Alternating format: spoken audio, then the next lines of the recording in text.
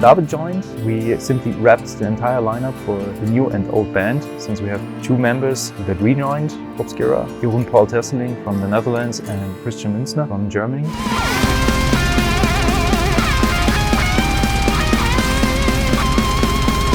I've been in touch with David actually a long time before he joined the band. The reason was simply we have been looking for a session drummer for a certain festival. In the end, we couldn't play the festival, but David and me stayed in touch for the entire time. And when the time was right, David was one of the first persons I had in mind. Stefan just reached out to me and just had a quick chat, and that's it. We both agreed, yeah, that's how it went.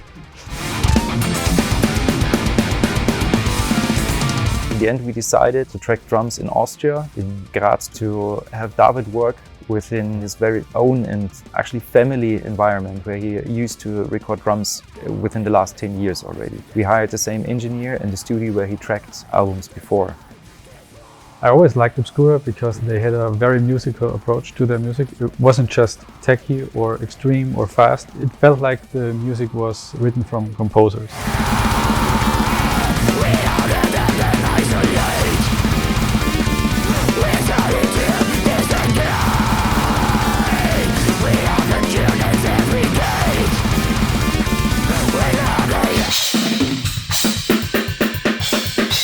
Watching David tracking drums for this album was very satisfying. There are only a few drummers on this planet who have the skills, not only on the physical side to play very fast and demanding music, but on the other side also have the knowledge behind playing physical music, which means having the chops to play jazz, fusion, and everything we have done in the last 18 years since this band exists.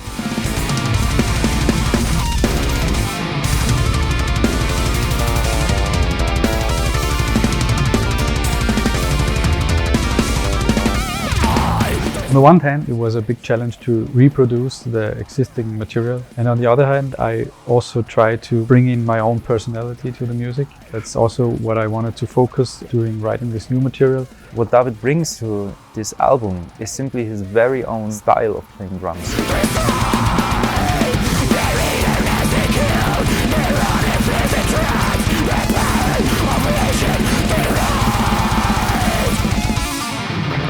Being an extreme metal drummer was something that developed over the years. I always was fascinated with the music itself, with extreme metal and fast metal and heavy music. I had some drum heroes and I always aimed for that goal, to become something near as good as, like, say, Eric Roddy or George Colias. Over the years I just stuck to my practice routines, spent countless hours rehearsing hand technique, foot technique, whatever. If your breath is long enough, you just get better at it.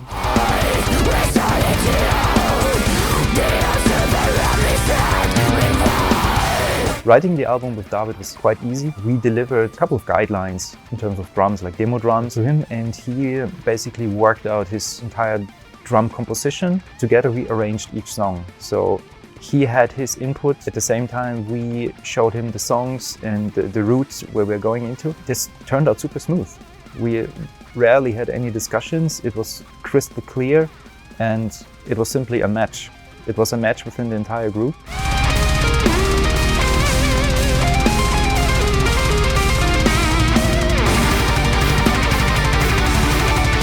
Having these Skype calls was very important for me because I never met anyone in person. So meeting Stefan in person was here in Graz for the first time.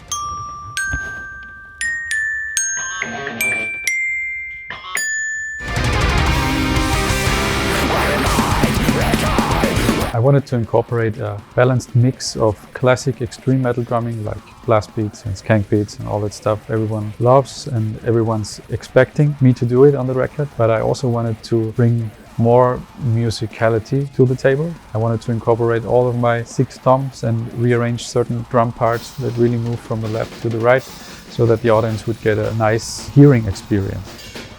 I also wanted to bring a spotlight on some of my right cymbal work I do, some dual right patterns that I love, that I always loved. For example, Gene Hoglan was a big influence for me.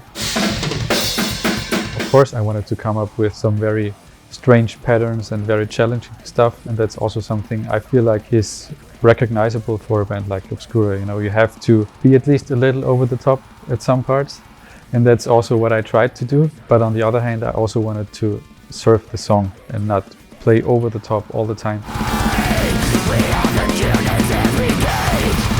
We're tracking drums here at Stress Studio in Graz, Austria. The entire studio is a very unique place. We found a perfectly equipped studio. Entire recording facilities are loaded with a lot of analog equipment, with good and up-to-date digital equipment. But most important, a very big, huge and deep sounding, acoustic, perfectly balanced room for tracking drums. For me personally, this is the most important part, simply because we worked with room acoustics on the last records, which helps to push the drum sound and the entire organic feeling and sound of the album a lot. I'm happy to be here. Also uns war besonders wichtig beim Drum Recording darauf zu achten, dass der Sound natürlich bleibt, dass das Überproduzierte irgendwie nicht zu sehr rauskommt, dass wir Analog-Equipment benutzen, um die Wärme ein bisschen einzufangen und aber trotzdem die Kraft für einen modernen Metal-Sound zusammenkriegen. And also for tracking drums, the whole process is very fluid. There are hardly any parts where we have to discuss about something because, you know, Matthias just knows how I play and knows also my weak spots where he needs to focus on and sometimes motivate me to pay attention on and focus. It's always great to work with someone who knows how you play and how you want to sound and who also can deliver that atmosphere.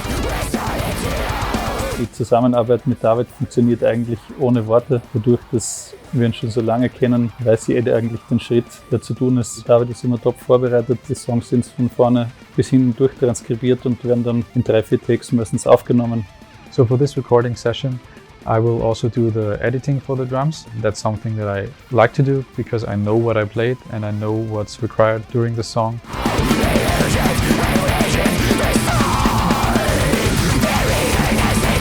With our latest album, we just finished a 10-year-long lasting chapter of the band. 4 albums that are, well, fitting to each other. And now with David joining the band, with a new label, with 2 new and old members rejoining the band, we simply start a new chapter for the entire band.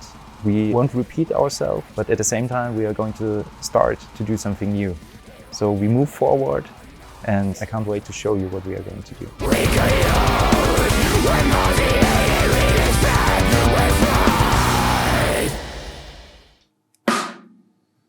Okay. Genug. I used to drive my bike to the facility where I did my civil service, and I always listened to the Cosmogenesis record. And I was a real fanboy back in the days. I was 18 or 19 years old, so it's definitely a dream come true.